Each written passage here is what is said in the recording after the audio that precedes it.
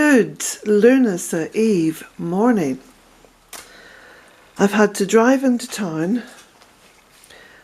I've had to drive into town to get some coffee because I ran out of coffee. And I really desired a coffee this morning. So you can see here, I've got my, it's not a paper cup, no. I bought my coffee in town and come back and I have made a lovely pot of delicious coffee. So I'm just going to imbibe as I talk. Sláinte. Oh, that's lovely. It is the very last naughty treat that I have in my life, having forsaken all others. Coffee remains my little thing that I shouldn't really do, but I do.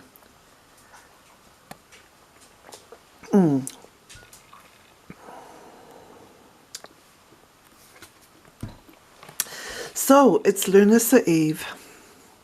Lughnasadh. What is Lughnasadh, I hear you saying? Well, Lughnasadh marks the very first harvest in the Celtic wheel of the year. And because of that, Lughnasadh is also the very first day of autumn in the Celtic wheel of the year.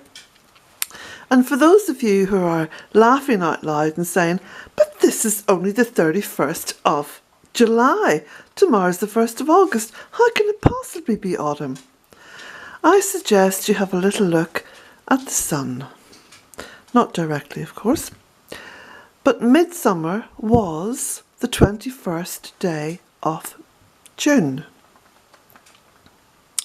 Midsummer. Mid means halfway. So on the 21st day of June, we were halfway through summer. So the 1st of August marks the first day of autumn, or as we say in Ireland, Lughnasadh. And a more recent celebration of Lughnasadh is called Lammas. But Lughnasadh, I tell you, is the very oldest. It is the most ancient. And the spelling that I use for it is the most ancient form of Irish from which it evolved, from which it came. So, happy Lughnasadh Eve.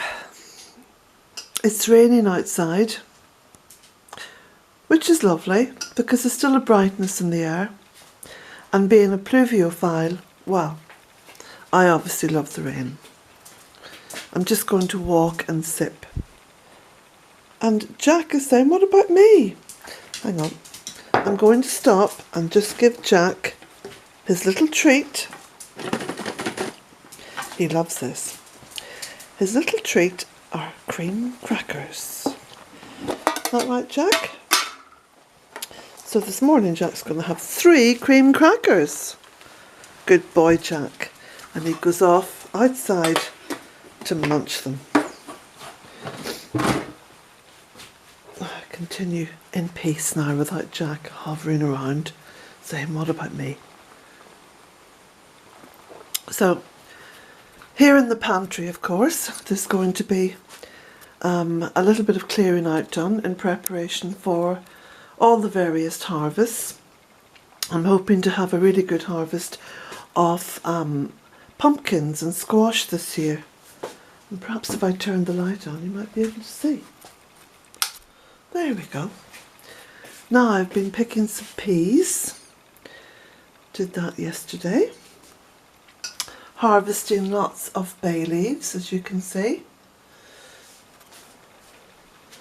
And what else have I been doing? Sort of beginning to clear the shelves a little bit. I've still got a lot of wine to bottle. So that's wine. These 2 demijohns here. Can you see them? And I've got 2 demijohns of wine on the windowsill over there. They're working away quite happily. So it's going to be quite an exciting time doing all the harvesting. And of course autumn is my favourite season. So my dear guests have left, Sally and Carson. They've gone back to the United States. I've just been changing the beds and preparing for my next guest Valerie. So Valerie, I'm looking forward to you visiting Bealtaine and staying for a week on your course, and actually really looking forward to it because you'll be the last guest of the year. You'll be the Lughnasadh guest. Just open this door here. It's lovely. Look at that.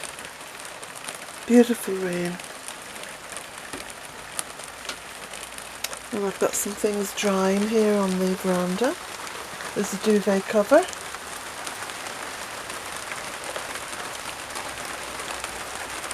Isn't it lovely? Oh, look at that. I've got a drip on the gutter. I'll have to fix that. Dear, dear. Sometimes I think to myself I need a handyman round here.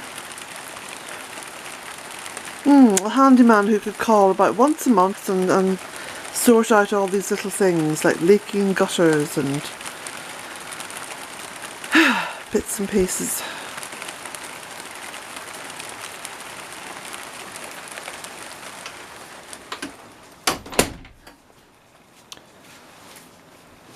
Let's grab my coffee. There's Jack peeping out. He says, "What are you doing in there?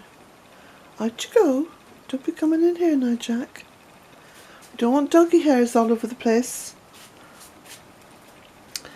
Of course, quite a few of my guests really enjoy having Jack in here, so that's okay with me.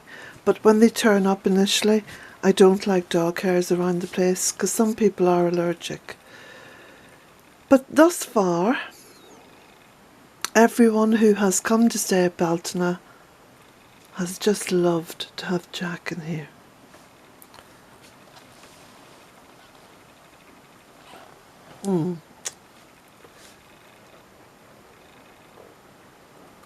It's lovely to sleep in here because you get the sound of the rain on the roof.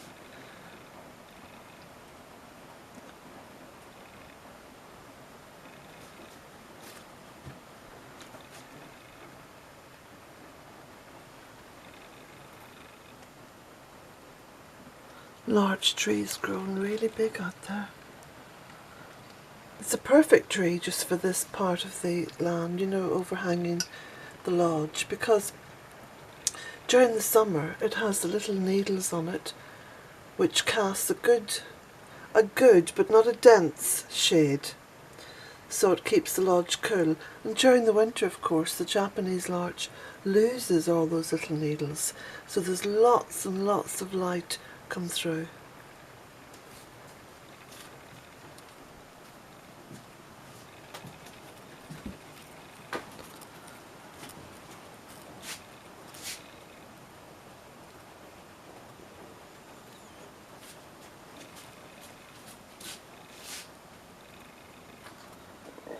There's the goddess,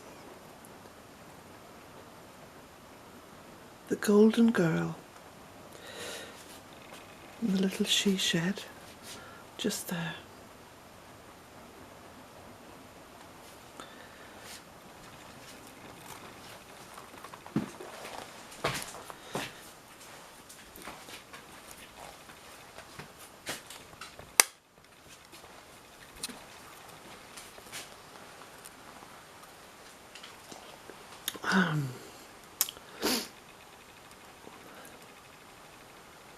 This is one of my little meditative rituals in the morning. Usually I'm in my gym jams with my coffee and I just wander about, and usually I wander about outside actually. It's very rare that it rains in the morning. So I wander about with my coffee and I just thinking, just looking at things and breathing in the beautiful air. Just meditating, just allowing my subconscious mind to go on its own little trip all over the place.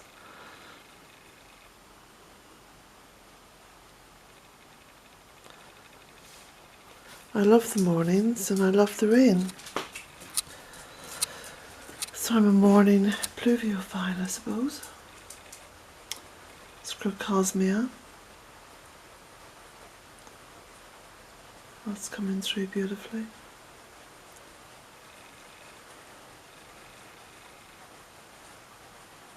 Lots of pelargoniums on the window ledge.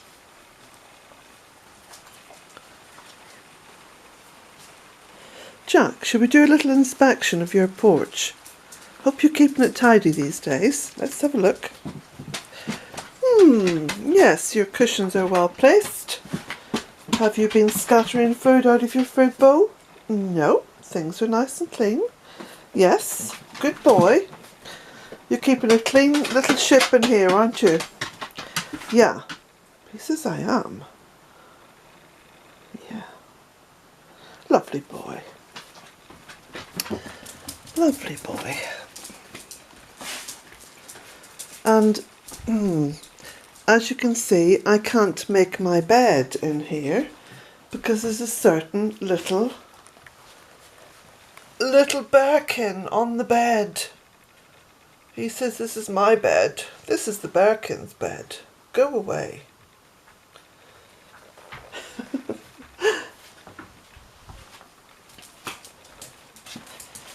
Oh, Jack, you are the best behaved, I must say. Look, Birkin's got a big furry bed there, but he doesn't give a toss. He just wants to go and sleep on my bed.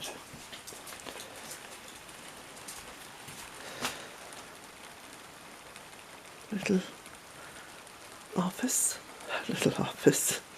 studio. More clothes drying out here. And lots of grapes just coming through beautifully. Been cutting back the leaves there just to allow more light and air through.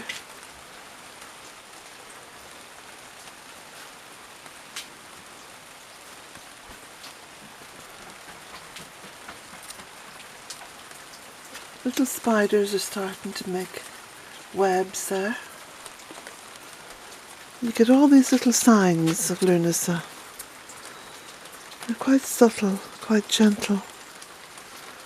Ah, I see a beautiful little girl. Let me just put my coffee down. Let's see, pop it down on there. See if I can focus in on a beautiful little girl.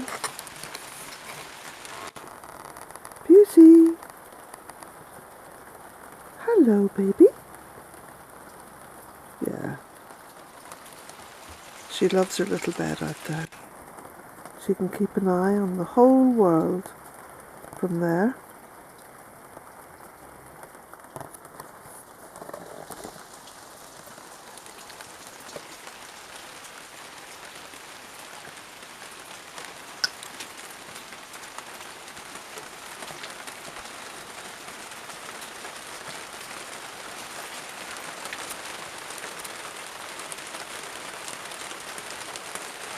Very happy with the grapes this year.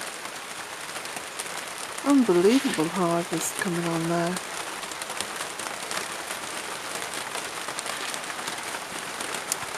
So Lughnasadh Eve,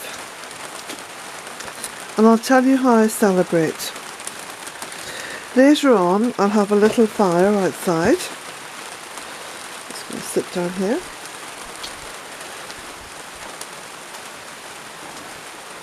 Have a little fire. I think about the summer and everything that was done, and I think forward to the autumn and all that is to come, and try to put a little bit of balance back into my life, because this is something that I do on the turn of the wheel at every marker in the year. I reflect. I think about the future, and I'm aware of things that I have to do, and I try to slot them in on that little horizon that is the season that's in it. So Lughnasadh stretches from August, September into October, and the next marker will be Samhain.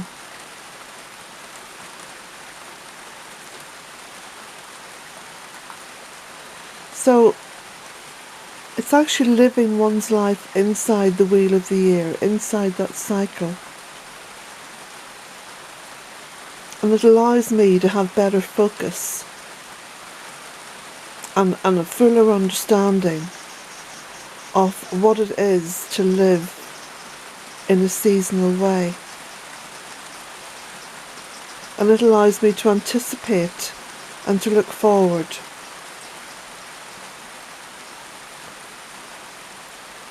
And when I'm reflecting, I'm also looking forward then to the summer of next year in terms of plants and trees and all those things that are going to come to fruition next year.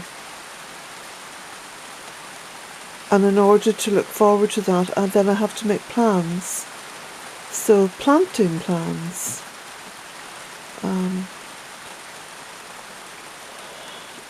Not just planting, but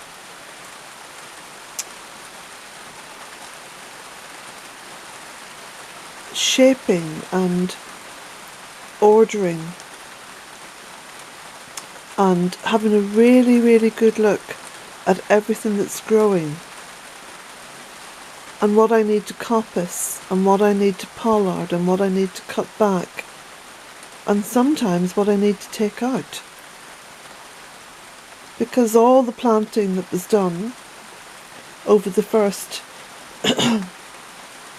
4 or 5 years was very intense. I didn't have a plan, and I would never have a plan. I simply planted. I didn't want to control. I didn't want a control zone. I simply wanted to give Mother Earth the very best chance possible to make a full recovery. So I just planted. And a lot of those trees, and if you look up here at the back, you can see clusters of trees, and a lot of them now are beginning to grow into one another. So that's the kind of thoughtful processing of what I see will be happening over the course of Lughnasadh. And then the action, putting all those little plans into action, will take place over the course of Samhain, when of course all the trees have gone to sleep. So this is how I live within the Wheel of the Year. And this is why the Wheel of the Year is very important to me, because I follow the real seasons, not the man-made calendar seasons. Those are all man-made. They have nothing to do with the cycles of Mother Earth. And if you are a close observer of Mother Earth, which I believe you are, you will have already noticed that the man-made seasons do not fit into Mother Earth's cycles.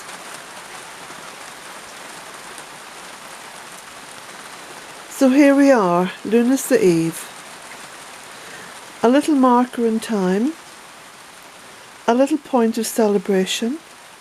So this evening I will have a little fire outdoors. I will make sure that I prepare some good food, that there will be some homemade wine, and those who come and celebrate with me will have a pleasurable time.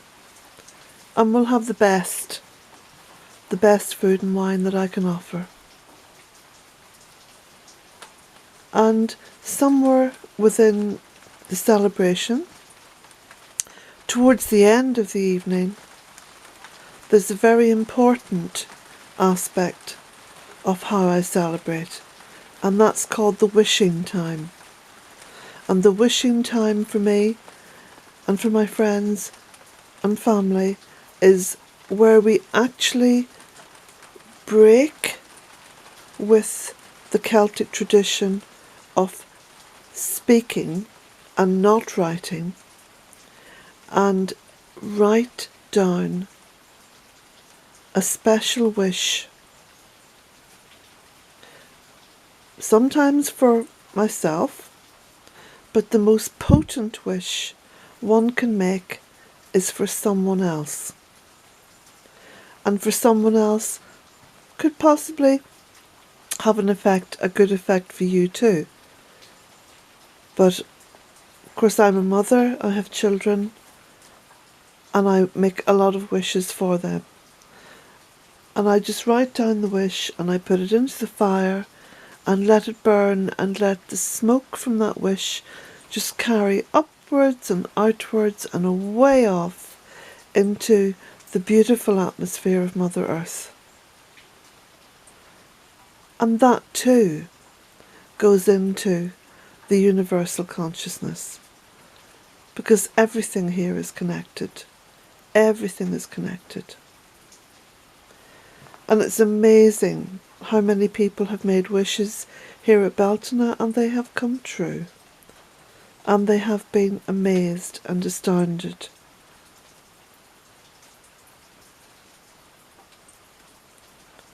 I think at some point in time, in the not too distant future, quantum physics and quantum entanglement will begin to unravel, unpick, and understand how these things come to pass.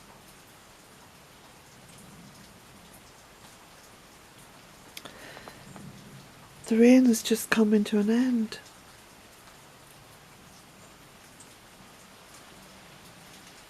A little bit of wind gathering pace. Just looking at the raindrops now on this New Zealand flax. That's growing in that blue pot there as a little memorial to my mother. She loved that colour blue.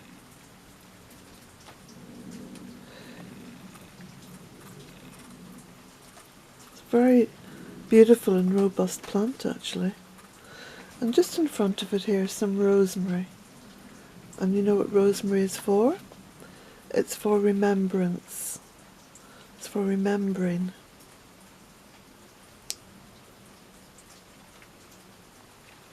So I remember my mother. And of course I always remember those that I love who aren't with me on evenings like this, on Lughnasadh Eve, on Samhain Eve, and so forth. Imach is the next one. And then the glorious Bealtaine, or Bealtaine, Bealtaine. And Bealtaine is the start of summer. So here we are on this beautiful day. The rain has stopped. Oh, look up there. There's a little bit of blue. Can you see the blue peeping through? And the sun is catching the clouds. And the grey rain clouds are moving away.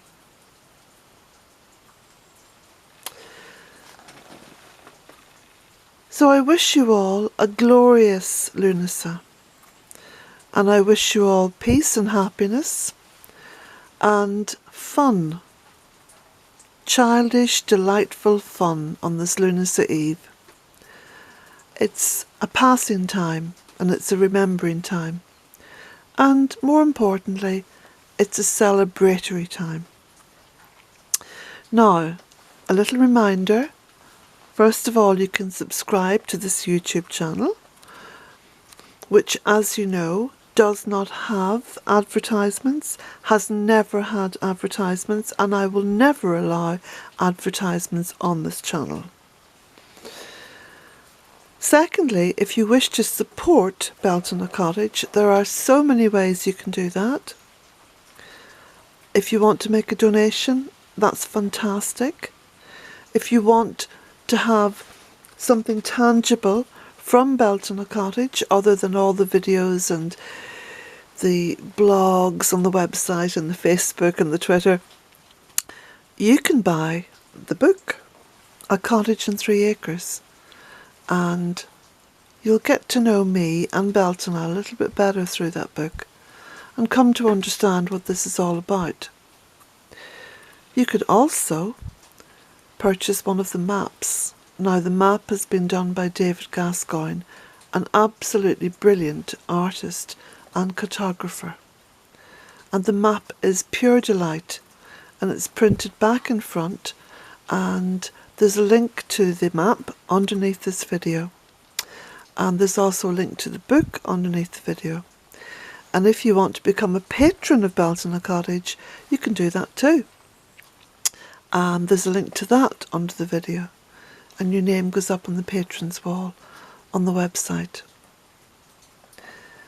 So, on that note, I'll wish you once again a very happy Lughnasadh and bright blessings to everybody. Be happy. Bless you all.